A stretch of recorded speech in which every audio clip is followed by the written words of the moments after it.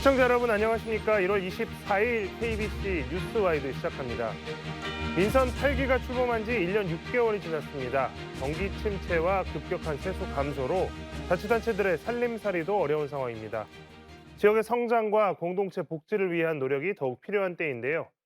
우리 자치 행정의 뿌리라고 할 수 있는 기초단체죠. 광주 지역 자치구의 올해 운영 방향과 역점 추진 과제에 대해서 들어보는 시간을 마련했습니다.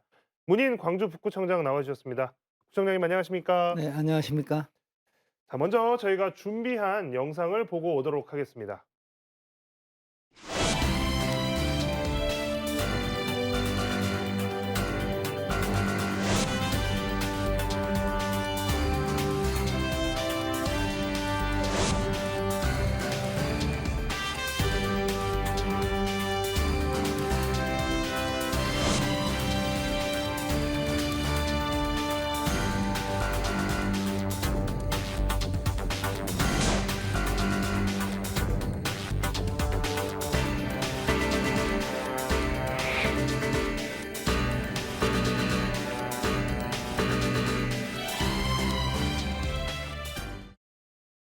네, 구청장님 이제 뭐 재선 이제 하시고 이제 네, 예. 전반기가 거의 끝나가는 상황이 됐습니다. 1년 네. 반 지났는데요. 예, 예. 자, 지난 1년 반 동안 이거 진짜 우리가 고생해서 이만큼 해냈다 이렇게 좀 국민분들에게 또 시민분들에게 좀 네. 자랑하고 싶은 거 있으면 좀 자랑해 주십시오. 예, 이제 우리 북구는 이제 광주에서도 인구가 제일 많고요. 또 여러 가지 또 어려운 분이 많아서 복지비가 한 70%씩 이렇게 지출이 되는 곳입니다. 그래서 이제 재정이 녹록지 않기 때문에 이제 민선 7기부터 민선 8기 들어서 굉장히 예산 확보에 저희들이 노력을 했습니다. 정부 부처라든가 국회 또 광주시를 수시로 이렇게 돌아다닌 결과 저희들이 광주 자치구 최초로 20년부터 4년 연속 예산 1조 원 시대를 열었습니다. 그리고 이제 위축된 경기 코로나19라든가 또 작년부터 불어닥친 그런 게 대내외적인 경제 위축 때문에 어쨌든 민생 경제를 살려야겠다는데 어쨌든 그 예산을 많이 집행을 해야 하는데 저희들이 19년부터 23년 상반기까지 연속 9회 연속 예산 조기 집행 최우수 기간으로 됐습니다. 그리고 2020년도 재정 집행률이 있는데 그 예산을 92.9%를 전체가 저희들이 집행을 해서 전국의 226개 기초단체에서 저희들이 제일 많이 집행을 했습니다. 그리고 어쨌든 평가와 공모 사업에 저희들이 많이 진출을 했었는데요. 대통령상도 이제 7기부터 따지면은 7회, 그리고 국무전에도 9회. 그래서 공모 사업 포함해서 저희들 605회 수상을 했습니다. 여기에서 얻은 공모 사업비, 상사업비가 2,462억 원입니다. 이 사업비들을 지역 현안 사업에 추진하면서 속도감 있게 지역 현안들을 풀어나가고 있다는 말씀을 드리고, 어쨌든 지난해 7월에 전국의 220 지자체에서 가장 변화와 발전을 주는 그런 지자체의 혁신 유공 평가를 행안부에서 합니다. 거기 저희들이 대통령상을 수상하기도 했습니다. 네, 네. 이런 부분들은 뭐 저 혼자만이 아닌 뭐 국회의원님들이라든가 시구원님들, 무엇보다 우리 1,700 공직자의 땀과 열정, 그리고 우리 43만 국민들의 이렇게 그 관심, 격려 덕분이라고 해서 이 자리를 빌려서 다시 한번 감사의 말씀을 드립니다. 예산 확보 또 예산 집행 뭐 이제 이런 부분들에 대해서 신경을 많이 쓰셨고 실제 또 많은 성과가 있었던 것으로 보입니다. 네. 자, 이제 본격적으로 올해 이야기를 좀 해보겠습니다. 올해 그러면 이제 북구에서는 어떤 것 좀 가장 역점을 두고 진행해 가실지 많은 분들 궁금하실 것 같은데요. 자, 올해는 무엇을 가장 신경 쓰시겠습니까? 저희는 이제 그 누구도 소외되지 않는 그런 포용적 복지도시 조성을 최우선 과제로 올해 목표로 잡았습니다. 저희들이 복지 지원 대상을 어르신 또 장애인은 물론 영유아라든가 아동 또 한부모까지 저희들이 확대하고, 또 재가 의료라든가 주거 지원 등을 다양한 서비스를 제공해서 돌봄이 필요한 주민들에 대해서 저희들이 더 촘촘하게 보살필 계획입니다. 그 저희 이제 북구를 현황을 잠깐 말씀드리면 5개 영구임대 아파트가 있고 또 9개 국민임대 아파트가 있습니다. 광주시 복지 그 수요 대상자의 30% 이상이 북구에 거주하시기 때문에 저희들은 특별하게 대책을 추진할 수밖에 없습니다. 그래서 21년부터 통합 돌봄팀을 만들어서 저희들이 통합 돌봄을 시작을 했고, 이제 광주형 돌봄이 작년에 시작하면서 저희들도 더 유관기관 네트워크를 구축을 했습니다. 그리고 작년에 이제 보건복지부에서 노인 의료 돌봄 통합 지원 사업을 3년간 28억짜리 공모 사업이 저희들이 됐었고, 또 여기에 장기 입원자 중에서 퇴원이 가능한 자라든가 거동이 불편한 어르신들, 집에서 돌봄을 할 수 있는 그런 재택 치료 사업이라든가 재가 의료 급여 사업도 이런 것들을 추가로 저희들이 확보를 해가지고 광주다운 돌봄과 함께 저희들이 북구의 특색 있는 그런 돌봄 사업을 완성해 나가고 있다는 말씀을 드립니다. 네. 올 한 해 북구에서는 돌봄 사업에 역점을 두고 진행해 나가겠다라는 말씀을 해 주셨습니다. 뭐 광주만의 문제일 수도 광주의 문제일 수도 있고요. 또 북구만의 문제일 수도 있고 하지만 또 전국적인 세계적인 문제일 수도 있겠습니다. 예, 최근에 이제 그 기후 변화로 인해서 이제 피해가 계속되고 있습니다. 예, 뭐 여러 예, 가지 피해가 있는데요. 광주도 뭐 지난해 아시겠지만 극심한 가뭄 또 그러다가 갑자기 엄청난 폭우로 인해서 많은 피해가 발생했었는데 지난해에 힘을 쏟았던 침수 예방 사업 예, 뭐 어떻게 예, 진행이 되고 있는지 그 예. 내용도 좀 한번 설명해 주시죠. 먼저 이제 2020년도에 그 500mm 비는 비가 광주에 내려서 우리 북구와 광산구에 특별 재난구역으로 지정된 만큼 피해가 심했습니다.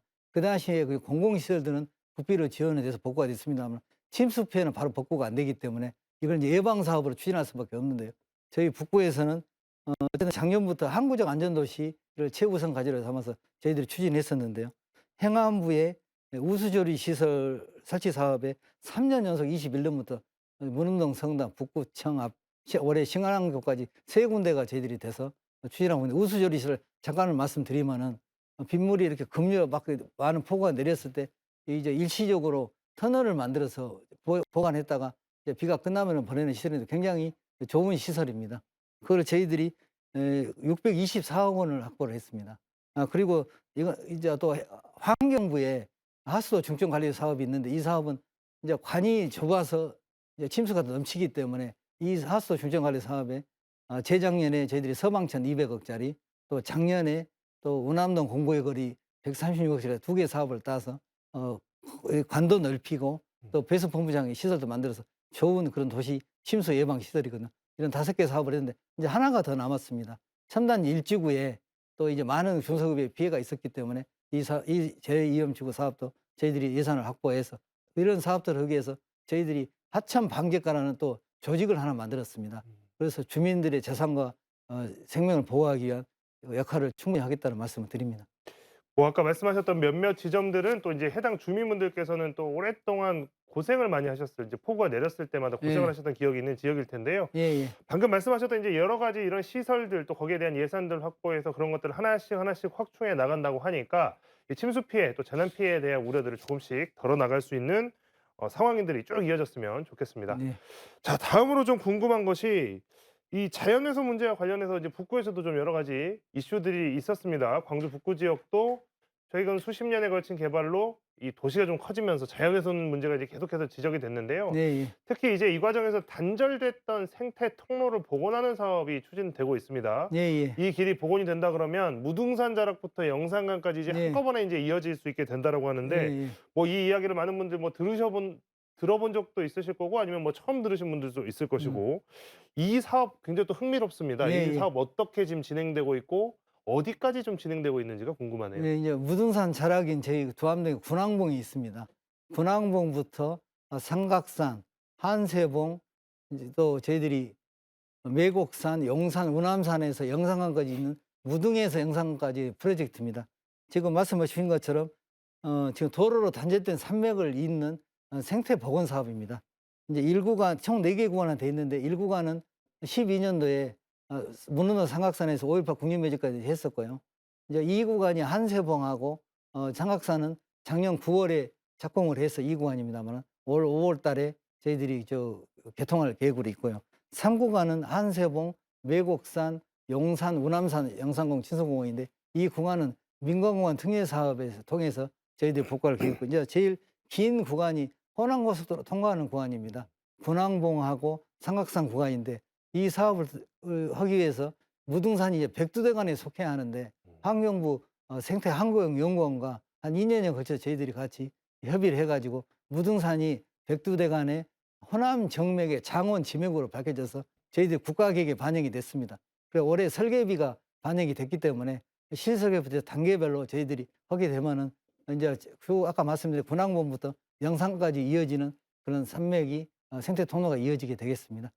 이 생태 통로라고 하는 개념에 대해서 이제 좀 생소하신 분들도 있겠지만 이제 말 그대로 이제 도시가 확장되면서 도시 시설이나 인공적인 시설들이 그 자연 그러니까 산이 이어지는 가운데 위치한다거나 하는 식으로 해서 이 이 생태의 연결이 단절되는 것을 막기 위해서 이제 지금 진행되고 있는 사업이고요. 방금 이제 또 말씀 들어보니까 예. 저도 몰랐던 사실인데 이 바로 이 무등산이 백두대간의 이렇게 지맥으로 이번에 예예. 선정이 됐다라고 하는 것도 좀 새로운 사실 같습니다. 예예. 예. 많은 분들도 좀 처음 아셨을 텐데요. 예. 자, 이어서 북구에서 진행되고 있는 또 다른 대규모 사업들에 대해서도 살펴보겠습니다. 먼저 이제 지역민의 최대 수건 사업입니다. 좀 전에 이제 말씀도 해주셨지만 호남 고속도로 확장 공사 이거 좀 예. 예전부터 있어 왔던 예. 문제입니다. 저도 이제 뭐 가족들과 나들이 나갔다가 예. 들어올 때가 되면 뭐 막히고. 동광 지역이나 뭐 광산 IC까지 여기 오는 길이 항상 막혀서 예예. 광주에 이제 들어오는 게 굉장히 힘들었던 기억이 나는데요. 이 구간이죠. 이 동광주에서부터 광산 IC까지 구간 확장 공사가 예. 4월부터 이제 시작이 된다고 합니다. 많은 예예. 분들 좀 반가워하실 텐데 이게 이제 어떻게 좀 되는지 일단 궁금하고요. 예예. 그리고 교통 체증 이런 것 좀 우려가 있을 수도 있을 것 같습니다. 그럼 이거 좀 예. 해소 방안은 있는지도 좀 궁금하고요. 어떻습니까? 예예. 먼저 이제 호남고속도로 확장 공사는 동광주 YC에서 광산 IC까지 11.2km 구간을 한국도로공사에서 지금 확장하는 4차로를 6차로까지 이렇게 확장하는 7,900억 원의 대규모 공사입니다. 이제 29년에 완공이 되면은 우리 사회자님 말씀하신 대로 그동안 막혔던 체증이 많이 확 뚫려서 시민들에게 그동안 수건 사업이 이제 많이 정리가 될 것 같습니다. 하지만은 지금 호남고속도로의 일일 평균 통행량이 지금 13만 대입니다. 또 특히 우리 북구에 있는 동임 IC 구간이 24만 5천 대고 아마 그 인접에 있는 광산에 우리 신창 산원 IC도 한 20여 대가 넘은 걸로 지금 알고 있습니다. 그렇게 되면 이제 공사가 시작하면 아무래도 차로가 좀 좁아지기 때문에 이제 더 심각한 체증이 더 우려가 되고 또 이제 호남고속 확장공사뿐만 아니라 또 이 우리가 지금 북구청에서 지금 첨단을 거쳐서 광산까지 도시초도 2호선 2구간 8개 공구가 금년 하반기에 또 전면 착공이 됩니다. 그럼 이제 2개의 대형 공사들이 지금 같이 공사 구간도 겹치고 네. 공사 기간도 겹치기 때문에 교통에 대한 해소 대책을 미리 준비하지 않으면 굉장히 우리 북구나 광산 주민들에게 상당히 좀 여러 가지 교통에 대한 문제점이 나오고 시민들이 많이 불편해할 것 같습니다. 그래서 저희들도 우리 구에서 교통량을 분석해 가지고 우회도로 지정이라든가 교통 신호 체계 이런 부분들을 시하고 협의를 하고 다행히 시에서도 이런 혼잡도로 교통 대응 추진단을 만들어서 지금 여러 가지 대안들을 만들고 있고 또 저희들도 이제 경찰청이나 시와 협의해서 이런 혼잡 대책에 대한 정체 해소에 만전을 기하겠다는 말씀드립니다만은 어쨌든 이제 소프트웨어 부분은 가능하지만은 근본적으로 우회도로 개설이 필요하거든요. 그래서 우리 북구만 해도 문흥 오치도로에서 반쪽이 안 됐는데 그런 도로라든가 또 강산으로 이어지는 북부 선안도로 반은 됐는데 또 일국에서 경북도까지 안 됐거든요. 이제 이런 도로들이 반드시 우회도로 필요하고 또 이제 남북도로인 신안교에서 강천 이거까지가 돼서 이런 도로들이 개설이 돼서 우리 교통 체증의 해소가 됐으면 좋겠습니다. 네. 자, 이제 또 하나 좀 북구가 갖고 있는 오랜 문제점 중에 하나인데 북구가 인구가 42만 명으로 5개 구 중에 가장 많기도 하고 구청의 업무도 당연히 많습니다. 그런데 이제 구 행정 업무를 맡고 있는 구청 공간이 부족해서 예, 몇몇 예. 부서가 이제 외청 형태로 지금 예, 예. 밖으로 다 나가 있습니다. 예, 그래서 마치 이제 민원인분들도 구청 찾아갔다가 여기 그 과는 없습니다 하면 또 다른 데를 찾아가는 이런 예. 수고를 많이 겪으셨을 텐데요. 북구청사도 이제 신관 신축 좀 사업이 진행되고 있죠. 어느 예, 정도 진행되고 예, 있는지 예. 좀 설명 부탁드리겠습니다. 저희 이제 북구청사는 85년대에 지어졌기 때문에 지금 39년이 됐습니다. 그러니까 일단 노후화가 됐고요. 또 공간도 우리 1,000여 명이 근무하기에는 너무 다른 구청들은 다 신관들이 만들어져 가지고 우리 직원들이 편리하게 이용을 하고 있는데 북구청은 지금 안 돼 있어 가지고 협소한 공간 또 말씀 주신 거 여러 군데로 지금 나눠져 있기 때문에 또 여러 가지 주민들도 불편해하시고 그런 거 있습니다. 그래서 이런 비효율적인 청사를 해소하기 위해서 저희들 22년도에 강주부 남남 발전 연구원과 이런 용역을 했습니다. 그래서 저희들이 이제 구 재정의 복지비가 한 70% 나가기 때문에 한꺼번에 이전을 하면 한 2천억 정도가 넘게 들어가거든요. 그렇게 할 수는 없기 때문에 단계별로 1단계에는 지금 이렇게 우리 업무 전용관 신관을 신축하고 2단계에 이제 의회동이 복지 누리동 신축하고 3단계로 나눠와 가지고 구 재정에 맞게끔 이렇게 지금 계획을 세웠다는 말씀을 드립니다. 그중에 이제 1단계에 있는 신축 공사는 북구 선관위 건물하고 별관을 털어서 지하 1층에서 지상 7층 건물인데 이제 하게 되면은 지금 금년 4월에 착공해서 내년 12월에 완공이 되기 때문에 시민들께서 이제 여러 가지 불편이 많이 해소되고 우리 직원들의 근무 여건도 많이 개선되리라고 보고 있습니다. 네. 자, 오늘 많은 말씀 해주셨는데요. 마지막으로 우리 또 구민 여러분, 또 시민 여러분, 시청자 여러분께 짧게 한 말씀 부탁드리겠습니다. 네, 존경하는 43만 국민 여러분, 그리고 KBC 광주방송 시청자 여러분, 2024년은 회복의 해, 상생의 해, 도약의 해로 될 수 있도록 저를 비롯한 모든 공직자가 더 부지런히 뛰겠습니다. 민생 경제의 완전한 회복을 이루고 소외되는 국민이 없이 모두가 상생하는 따뜻한 사회를 만들어가며 구정의 모든 분야를 더 도약하는 만들어서 새로운 미래를 열어가겠습니다. 저부터 더 낮은 자세로 주민들의 의견을 경청하겠습니다. 변함없이 우리 구정의 든든한 파트너로서 관심과 성원을 주신 국민 여러분께 감사드리고, 갑진년 푸른 용해에 2024년 희망을 솟아오르는 새해가 되시길 기원드리겠습니다. 네. 오늘 문희인 북구청장과의 이야기는 여기까지 나누도록 하겠습니다. 구청장님 고맙습니다. 네, 감사합니다.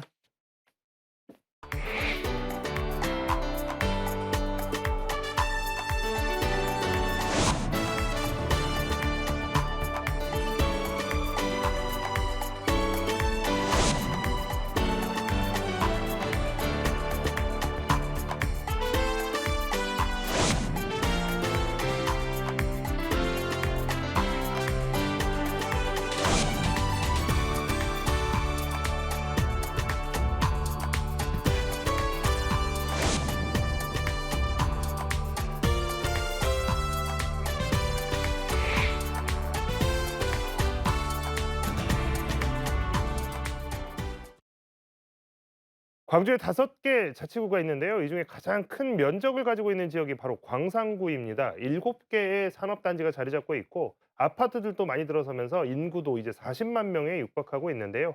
특히 이 광산구가 전국에서 주민 평균 나이가 2번째로 젊은 도시라는 사실 여러분 아십니까? 자, 이어서 박병규 광주 광산구청장 만나보겠습니다. 구청장님 안녕하십니까? 네, 안녕하세요.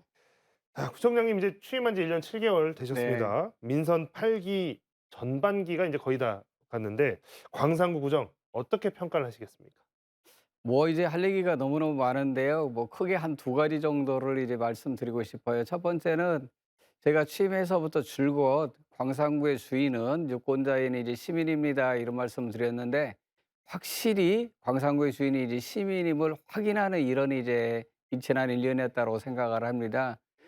지난해 저희가 10월에 문화 행사를 크게 했던 적이 있었는데, 그때 크게 화제가 됐던 게 두 가지입니다. 하나는 정말 시민들이 많이 오셔 가지고 광산구의 새로운 면모를 확인했다, 이런 게 이제 하나 있었고요. 또 하나는 그때 시장님부터 시작해서 많은 정치인이 오셨는데, 저부터 시작해서 정치인 축사를 하나도 하지 않았습니다.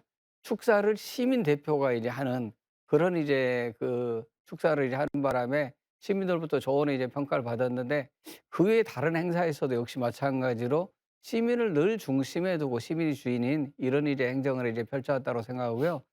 또 한 가지는 지난 광산구의 50년의 변화보다도 향후 10년의 변화가 더 큽니다라는 이제 이런 말씀을 이제 드리고 다니는데요. 이런 이제 변화의 어떤 이제 주춧돌이랄까 돛돌이랄까 이런 걸 이제 놓는 이제 한 해였다라고 생각을 합니다. 뭐 아시는 것처럼 군공항 이전, 또 신세계가 이제 어등산을 이제 개발하게 되는 거, 후모타 이전이랄지, 또는 이제 미래차 산단, 이런 것들에 대한 이제 새로운 이제 초석을 다지는 이런 한 해였다고 평가를 하고 싶습니다. 네. 방금 이제 말씀을 하셨습니다. 이 표현이 좀 인상적이네요.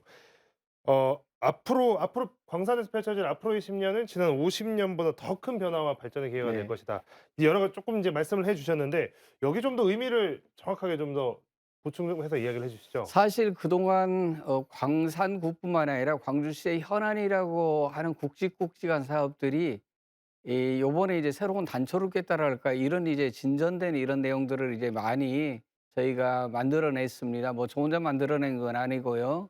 우리 지역의 이제 시장님이나 정치인들, 그리고 시민사회, 또 이제 시민들까지 함께 이제 만들어 주셨는데, 우선 이제 첫 번째로는 미래차 산단과 소비량 특화단지가 광산구에 이제 들어서게 되는데, 여기에 일자리가 25만 개, 경제 유발 효과가 한 10조 정도 되니까 엄청난 거고요.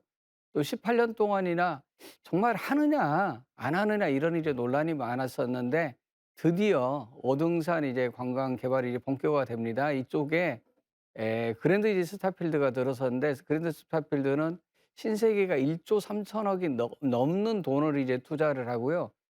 이와 유사한 아니 이것보다는 사실은 이제 더 적은데요. 대전이나 하남을 보니까 2천만 명 이상이 방문을 하더라고요. 근데 외지 인구가 60%가 넘어요. 그리고 신세계 얘기를 들어보니까 여기는 이제 그 이상으로 전망을 하는 것 같아요. 그래서 한 2박 3일 정도 체류형 이런 이제 복합 쇼핑몰을 보고 있기 때문에 이에 대한 어떤 이제 경제 이제 효과도 꽤 클 거라고 보고요.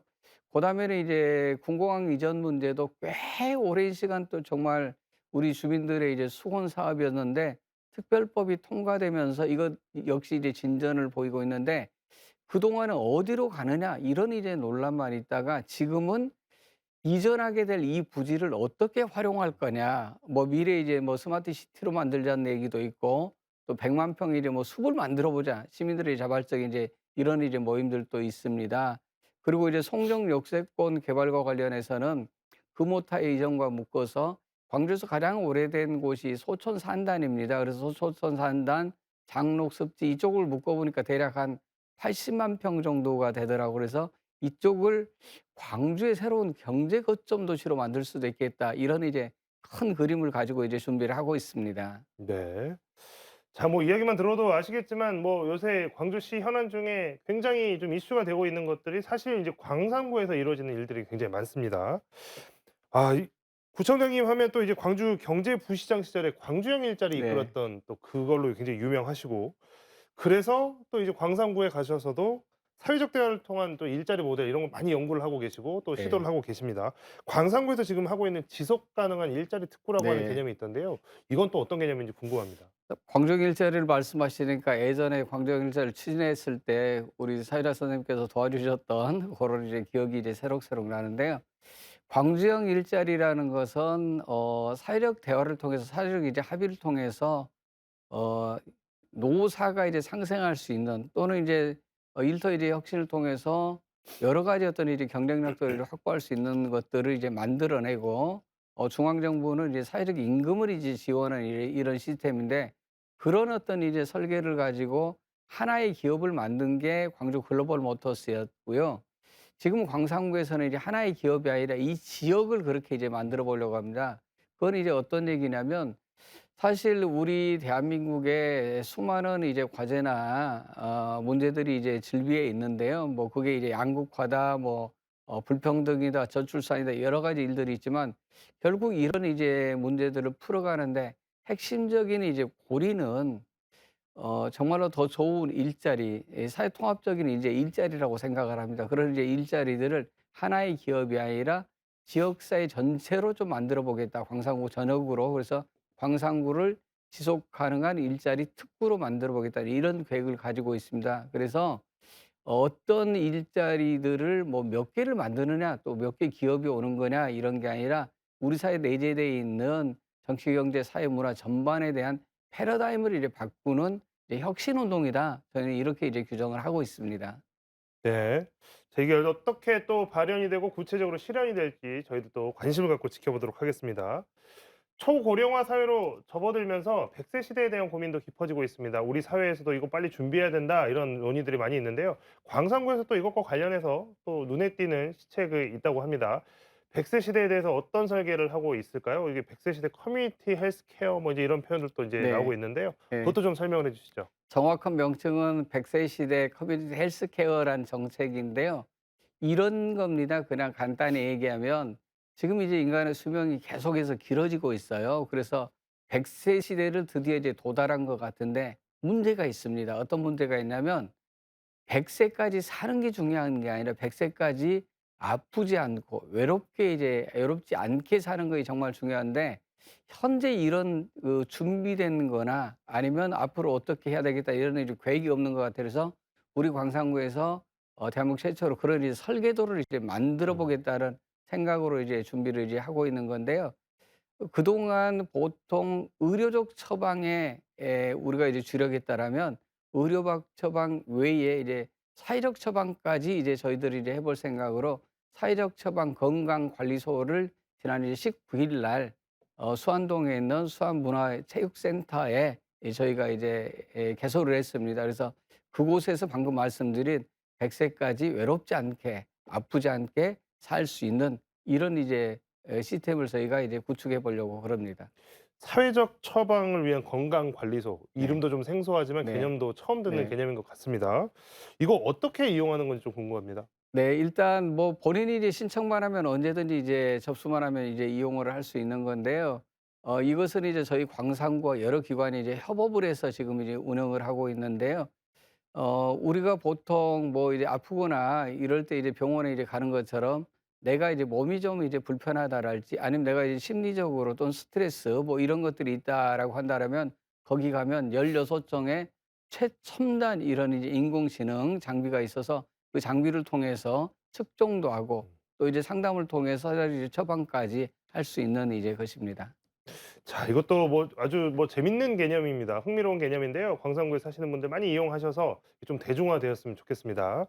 그리고 저희가 100세 시대 이야기했습니다. 그래서 노인분들에 대한 이야기도 좀 했지만 청년 이야기도 안 할 수가 없습니다. 청년들은 사실 일자리 문제 뭐 이런 것들 때문에 계속 광주를 떠나가고 있고 지방을 떠나가고 있습니다.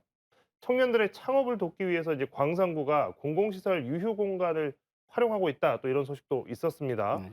창업을 위해서 유휴 공간을 활용을 한다. 어떤 식으로 활용하게 되는 건지 좀 궁금합니다. 예, 저희가 추진했던 당근광산이란 정책이 있어요. 당근광산이란 것은 민간 플랫폼 중에서 우리 국민의 뭐 거의 대다수가 이용하고 있는 그런 이제 플랫폼을 이용해서 저희가 이제 협업을 해가지고 저희 광산구에서 일자리가 필요한 분들을 이제 연계해 주던 게 1탄이었었는데 이번에는 이제 구독 오피스를 이제 필요로 하는 분들을 지금 이제 연계를 이제 해주는 거예요. 그래서 저희가 일단 출발한 4군데 정도를 하고 있어요.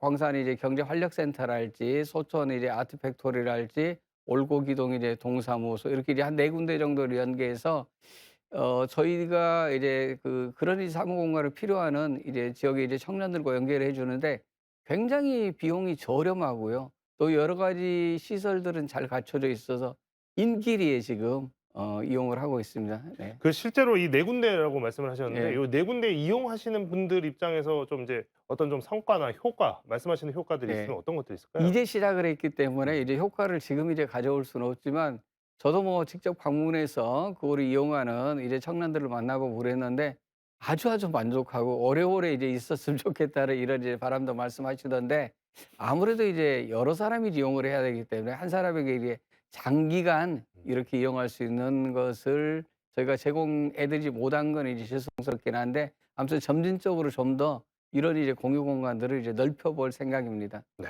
공유 공간들이 많아지고 또 거기를 찾는 청년 창업가들도 또 많은 도전이 있는 공간으로 변모했으면 좋겠습니다. 지금 그 광산구에서 갖고 있는 또 하나 이슈 중에 하나가 금호 타이어 부지에 대한 이야기 아까 서두 잠깐 해주셨습니다만 이것도 역시 이제 많은 분들이 좀 관심을 갖고 있습니다. 왜냐하면 이제 도심에 큰 대규모 이제 공장이 위치하는 것이 도심의 이제 계속적인 발전이나 이제 어떤 그 부지의 활용에 있어서도 조금 아쉬운 부분이라는 게 있고 또 실제로 기업 입장에서도 이거를 좀 더 지대가 싼 곳으로 옮겨가면 좀 더 효율적으로 공장을 운영할 수 있을 것이다. 이제 이런 의견들이 많이 나왔는데 실제로 이거 뭐 이전하거나 이런 것들이 진행이 되어 가는 건 좀 지지부진한 것처럼 보이거든요. 네. 논의가 지금 어떻게 되고 있는지 좀 설명을 해 주시죠.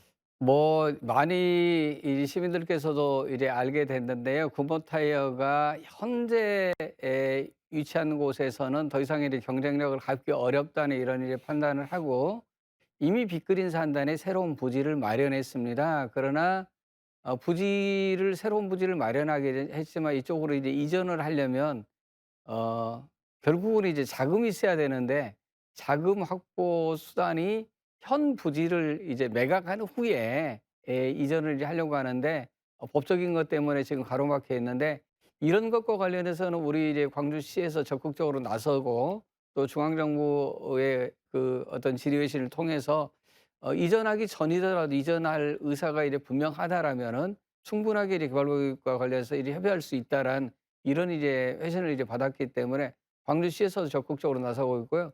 무엇보다도 우리 광산구에 계시는 이 시민들께서 이전을 통한 이제 발전 방안들을 만들어 보자라는 이런 범시민 이제 운동본부를 만들어서 서명 운동도 하고 여러 가지 이제 적극적으로 이전에 필요한 활동들을 지금 이제 하고 계십니다. 그래서 저희는 뭐 지금까지는 지지부진했지만 올해는 뭔가 가시적인 성과들이 좀 있지 않겠는가 하는 이런 이제 기대감을 가지고 있습니다. 네. 올해 그 가시적인 성과들 저희가 또 보도를 통해서 또 전달해 드릴 수 있게 되기를 바라봅니다. 오늘 박병규 광주 광산구청장과의 이야기는 여기까지 듣도록 하겠습니다. 구청장님 고맙습니다. 네, 감사합니다.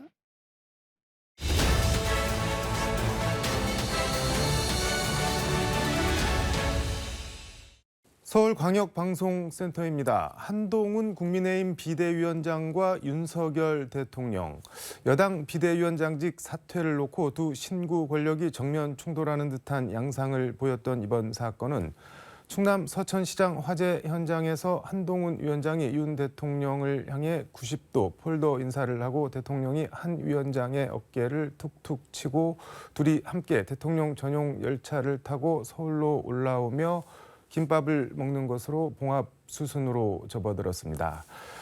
그런데 애초 왜 이런 일이 터졌고 갈등이 일단 수면 아래로 가라앉긴 했지만 다시 떠오르진 않을까요? 국회의원 경력 20년 이상민 국민의힘 의원과 함께 관련 얘기 해보겠습니다. 의원님 어서 오십시오. 안녕하세요. 언론에서는 뭐 90도 폴더 인사, 어깨 툭 이런 제목들을 많이 뽑던데 어제 그 봉합되는 장면, 화해 장면 어떻게 보셨나요? 뭐 그렇게 당연히 해야죠. 국민들한테 괜한 그 특히 국정을 책임지고 있는 여권에서 대통령과 또 그 여당인 비대위원장이 뭐 갈등이 자꾸 표출되고 그게 국민들한테는 걱정을 끼쳐드리는 거 아니겠습니까? 네. 그런 건 뭐 감정이 앙금이 있든 없든 어쨌든 겉으로는 푸는 모습을 보이는 건 바람직하다고 생각되고 네. 일단 또 그 한동훈 비대위원장이 과거의 연을 생각하면 또 윤석열 대통령과의 지금 공적인 거는 대등한 관계지만 네. 또 그런 모습을 보임으로써 대통령과 그 집권 여당의 네. 당대표는 국민들을 위해서라도 풀어드려야죠. 공적인 또 뭐 대등한 관계다라고 말씀을 하셨는데 근데 어제 장면을 보면은 이렇게 약간 윤석열 대통령이 어깨 이렇게 툭툭 치거나 아니면은 기차 타고 뭐 같이 가자 그러니까 뭐 자리 있습니까? 그러니까 사적인 친밀감을 표시한 거다라고는 약간- 그 정도로 생각이 되고요. 네. 뭐 이게 공적으로 사실 음. 대통령도 아주 정중하게 네, 네, 그 한동훈 비대위원장을 대하고 한동훈 비원장도 또 이렇게 대등하게 우리 정상회담 하듯이 하면 더 그게 어색하다. 더 어색한 모습 아니겠습니까? 아마 그러면 언론에서 네. 여전히 어색한 두 사람 관계, 냉랭한 관계 뭐 이렇게 쓰겠죠. 언론 너무 잘 아시는 거 아닌가? 근데 어제 한동훈 위원장을 만나러 내려온 그 윤석열 대통령이 검정 패딩 점퍼를 입고 내려오셨는데 이게 7년 전에 국정농단 특별검사에서 수사팀에서 한동훈 검사랑 당시 일할 때 자주 입었던 옷이라고 하는데 이런 디테일은 본인 아니면은 뭐 영부인 김건희 여사 정도나 알 것 같은데 굳이 이 옷을 골라서 입고 내려온 거 이거 뭐 글쎄 그걸 굳이 그렇게 해석하는 것도 네, 네. 그렇고요. 왜냐하면 뭐 그걸 굳이 네. 윤석열 대통령이나 또 주변에서 어떤 뜻을 갖고 했을까? 아이, 그 정도로 그냥 제가 보기엔 윤석열 대통령 맞는 옷이 그게 맞는 옷이 저도 뚱뚱한 사람이라 좀 그 네. 심정을 아는데 그렇게 많지 않습니다 옷이. 그러니까 그냥 뭐 저 날씨 춥고 패딩이고 그러니까 전에 입던 맞는 옷 저 거의 유일한 옷 아닌가 싶은데요. 뭐 옛날 생각도 하고 뭐 그러면서 좀 입고 오셨을 것 같다는 생각도 글쎄 드는데. 그렇게까지 네. 뭐 거기에 그런 정치적 함의를 담고 네. 라고는 생각되지 않고요. 대통령이 그 정도로 섬세하면 네. 좋겠어요.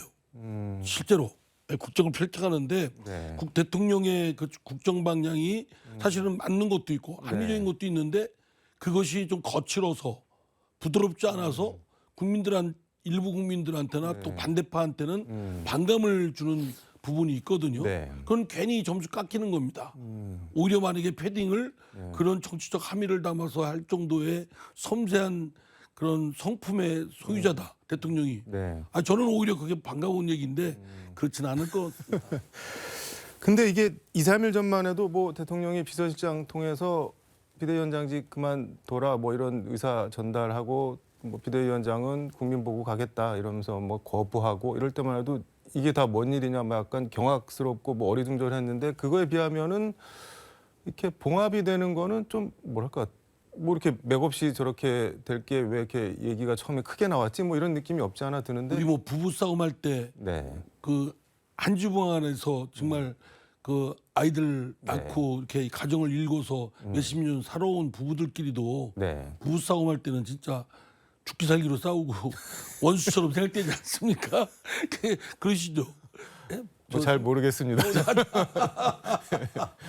뭐 그런 거 하다가 또 저 아내가 또 이렇게 뭐 마실 거라도 주고 가면 또 갑자기 마음이 확 달라져서 진짜 미안하기도 하고 괜히 화냈다 싶기도 하고 별거 아닌 거 가지고 이런 생각이 들듯이 사람 관계는 친할수록 사실 밀도가 높은 만큼 부딪힘도 많을 거라고 생각됩니다. 오히려 그게 자연스러운 모습이고 갈등이 있는 건 당연한데 그럼 뭐 저기 전달됐다는 사퇴 의사가 진짜 너 당장 그만두고 나가라 뭐 이런 차원은 아니었다고 보시는 거네요? 아니 그럴 권한도 없죠. 음. 만약에 대통령이 이제 그럴 권한이 있다고 생각했다면 네. 그건 잘못된 판단이고요.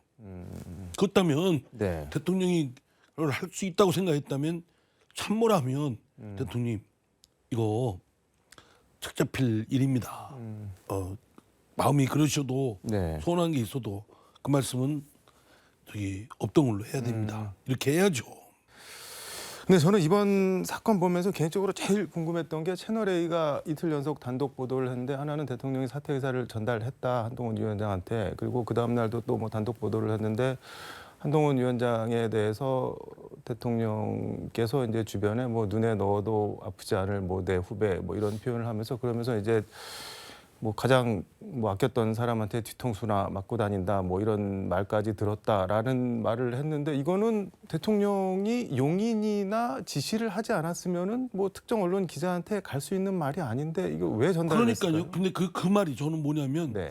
지금 대통령실의 메커니즘이 뭔가 그 명랑한 것 같은 좀 심하게 얘기하면 뭔가 하여간 뭐가 빠져 있는 그런 생각이 들어요. 어떻게 대통령의 그런 말들 언동들이 네. 발언이 다 그렇게 가감없이 나오나요? 근데 이게 보면은 그 이 단독 보도를 했던 그 채널A 대통령실 출입 기자가 2022년 11월인가요? 그 대통령께서 인도네시아 발리 갈 때 전용기에서 뭐 남편이 검사인 CBS 기자랑 이 채널A 기자랑 둘이만 따로 불러서 1시간 정도 얘기했던 그 기자인데 이거를 대통령이 야 이거 내가 이렇게 얘기한 건 전달해라라고 뭐 지시하지 않고 이런 말을 뭐 뒤통수니 이런 말을 할 수가 있을까요? 그런데?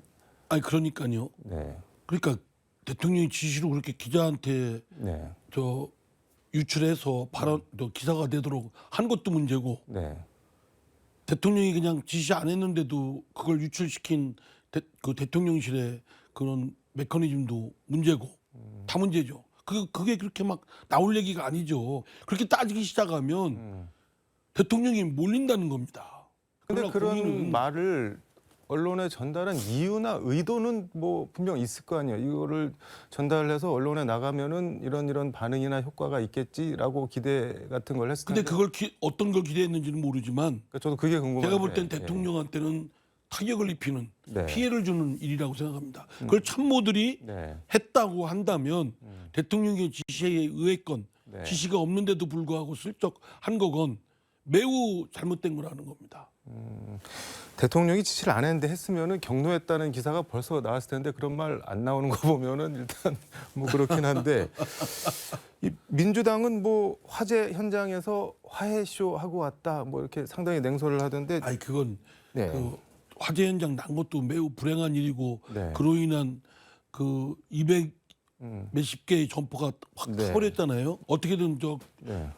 여당이든 야당이든 지혜를 모아가지고 빨리 지원책을 마련하고 그분들이 좀 지금의 그 어쩌면 그 어디 기댈 데 없고 정말 네. 망망대해에 있는 그런 마음 아니겠습니까? 그런 것을 빨리 이렇게 좀 편안을 찾도록 도와드리는 게 지금 해야 될 정치권의 일이라고 생각합니다. 근데 이게 지금 민주당에서 뭐 가령 뭐 대변인 수준이나 뭐 의원들이 각자 이런 의견을 표명한 게 아니라 이재명 대표가 오늘 최고위원 회의에서 피해받은 국민들 앞에서 정치쇼, 봉합쇼 하고 왔다 이렇게 그냥 딱. 그러니까 좀 네. 내 이재명 대표한테 한마디 좀 안 할 수가 없는데 네. 그래도 제 1당의 대표잖아요. 그러면 좀 아니 각 당이 못난이 경쟁을 할 게 아니라 그럼 좀 솔선수범하는 네. 좀 그런 좀 어른스러운 모습을 보여야 되지 않을까요? 고작 한다는 게 그 최고 지도부 모인 자리에서 다 언론들 보는 앞에서 그 정치 쇼다 이렇게 그게 뭡니까? 그 쓰레기물을 확 뒤집어 던지면 본인은 쓰레기물을 뒤집어 쓴 거 아닙니까?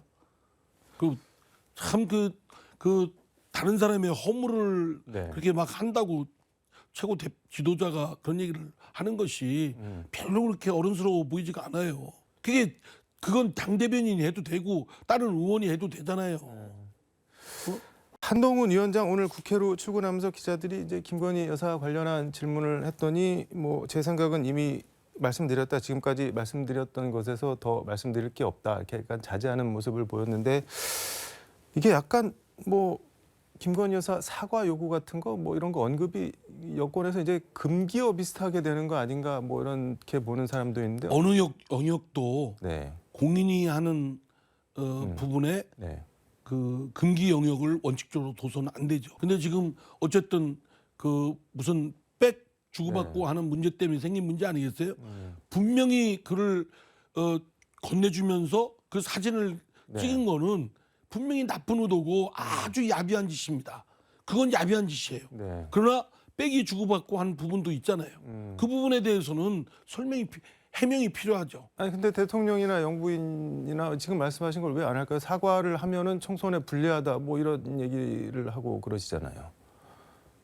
아니 그러니까 이건 제 생각인데 예. 좀 전향적 이제 아마 이제 이렇게 얘기를 합니다. 이제 네. 그 국민의힘의 일각에서는 네. 이거를 이렇게 또 해명하고 설명하다 보면 민주당이나 반대쪽에서 또 물건 늘어져 가지고 뭐 국정조사를 하자 네. 특검하자 이렇게 물건 늘어지니 아주 질려버렸다 이해 갑니다. 민주당은 그래요. 민주당 그런 사람들이에요. 네. 그런 걸 그거 그렇다고 실존하는 현상이에요. 그러니까 반대파는 네. 어떻게든지 대통령과 대통령 가족을 물어뜯고 상처를 입히려고 그래요. 그러니까 그런 걸 입히지 않으려고 경계하고 경계해야죠. 근데 민주당은 원래 그런 사람들이라고 말씀을 하셨는데 이재명 대표는 오늘 저 명품백 관련해서 뭐 사과를 떠나서 뇌물 받았으면 수사 받으시라 뭐 이렇게. 본인이나 그러니까 제가 하고 싶은 얘기는 네. 본인이나 지금 하늘을 우러러 양심에 가책받는 것들이 얼마나 많은지를 꼽아봤으면 좋겠어요. 내가 다시 한번 상기하면 지난번에 법으로 죽이려고 했고 펜으로도 죽이려고 하다가 못 죽이니까 칼로 죽였다. 이런 아주 못된 아주 사악한 말을 했어요. 정치 지도자가 네. 사회를 좀 더 이렇게 좀 따뜻하게 하고 온기 있게 하고 통합시키고 이런 데 해야 되는데 본인이 법으로 누가 죽이려고 했습니까? 법으로 자기가 저지른 죄 자기가 조사받은 거죠. 검찰이 과잉 수사했다 하더라도 자기가 저지른 빌미 아니에요? 자기 주변에 성남시장일 때 경기도지사일 때 사건으로 20여 명이 구속됐어요. 그걸 검찰이 구속시킨 게 아니에요. 판사가 발부한 영장에 의해서 구속된 거고 5명이 의문사했어요. 그거 보면 당시 성남시장이었고 경기도지사였던 이재명 대표는 네. 양심의 가책을 안 느끼나요? 지금 자꾸 뭐 수사하느니 마느니 그거는 안 할 수 없으면 안 할 수 없습니다. 걱정 마시고 본인이나 수사받고 재판받는 거나 괜히 꼼수 부려서 미루고 대선까지 넘어서까지 끌고 가겠다 이런 꼼수 부리지 말고 당당하게 재판 빨리빨리 받으세요. 민주당은 지금 7명 인사들 비명계 의원 지역구 출마나 불출마한 곳에 출마가 지금 출마 선언이 이어지고 있는데 민주당 나가실 때 뭐 이재명 개딸당이다 고쳐 쓰지도 못할 당이다 이렇게 세게 비판을 하고 나가셨는데 지금도 뭐 변형. 지금 남아있는 소위 비명계 의원들은 네. 이렇게 저렇게 발 걸치려고 하다가 네. 저는 자기는 친명계가 이재명 대표가 건들지 않겠지. 막연한 그런 기대감에 있다가 된통 당하는 거예요. 지금 남아있다가 이제 와서 뭐 나는 비명인데 친명들이 나를 공격한다. 이런 얘기하는 건 별로 동정의 여지도 없어요. 그냥 같이 저 침몰하는 배에 같이 있길 바랍니다. 아니 나오려면 일찍 나왔어야죠. 뭐 무슨 뭐 뜯어 고칠 수도 없는 당에서 뭘 뜯어 고치려고 남아 있는 비명계 의원들은 일종의 몰살을 당할 거라고 지금 보시는 뭐 거예요. 그 중에는 적당히 타협한 사람도 있습니다. 제가 알기로는 적당히 지역구에 소위 그 친명계에서 도전 안 하고 뭐 그냥 한 사람 본인만 이렇게 남아 있는 네. 그렇게 고른 사람들은 타협한 사람들이죠. 그러니까 참 보면은 이렇게 네. 보면 앞장서서 이재명 대표 친명계를 막 하고 불만 갖고 이러면 당이 이러면 안 된다, 사당화되면 안 된다 이런 사람들이 어떤 사람들 뭐 홍모, 전모 이런 사람들 좀 요새 조용하잖아요. 그리고 소위 뭐 내가 좀 그런 사람들 내가 다 실명 하고 싶습니다만 진짜 정치인들 저 더블 플레이하고 삼중 플레이하고 그래요. 만나면은 그래서 제가 한때는 네. 유쾌한 결별 분당 뭐 어쩌고 할 때 어디 방송에서 사회자께서 몇 명 정도 되냐 할 때 한 40명도 가능할다. 그리고 이재명 대표 체포 동의안 할 때도 그 숫자 나왔잖아요. 네. 근데 지금은 풀리처럼 누워 있어요. 바람도 안 불었는데 납작. 근데 지금 와서 이제 친명계가 저 비명계를 친다 이런 얘기 하는데 제가 볼 때는 속보이는 얘기예요. 그거 뭐 몰랐어요 그걸? 저 뒤늦게 와가지고 괜히 그 냄비 속의 개구리처럼 물이 뜨거워지네 이렇게 하는 겁니다. 바람이 불 때는 누워야지 안 부러지는 거잖아요, 원래. 그러나 네. 우리가 공의를 위해서는 개인적인 사리사욕 때문에 누우면 안 되죠. 공의를 위해서는 뻣뻣하게 서야죠. 바람이 부는 대로 불면 그게 일반 사람들 민초들하고 다를 바가 뭐 있습니까? 지도자인데 정치인들인데 알겠습니다. 오늘 말씀은 여기까지 듣도록 하겠습니다. 너무 고맙습니다. 빨리 끝났습니다. 말씀 잘 들었습니다, 의원님. 예, 감사합니다. 지금까지 서울광역방송센터에서 이상민 국민의힘 의원과 함께 전해드렸습니다.